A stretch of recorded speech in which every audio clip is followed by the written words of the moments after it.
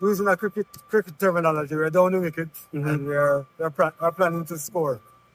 Putting all the pieces in place, our partners been even trying to ensure that the place is retrofitted to the standards that FIBA require, and for the most part, we have those standards in place. I have been here with the FIBA delegates from Thursday, looking at what is being put in place and ensure that the standards are what they actually want. So I'm excited about what's to come on Thursday. And the players are really looking good. The coaching staff are really excited about the entire thing. And we just want to see the fans come out and support.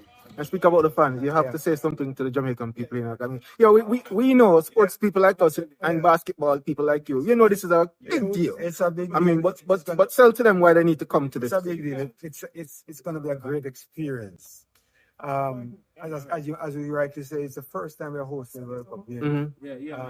It's something that you should not miss because of the magnitude of it and the historical value of it. And we have the entertainment, the environment, the whole staging of what we're doing will be top class. We're looking forward to the fans. We want to see our jam-packed indoors and rocking on Thursday and also Sunday. And come and ensure that you're part of it.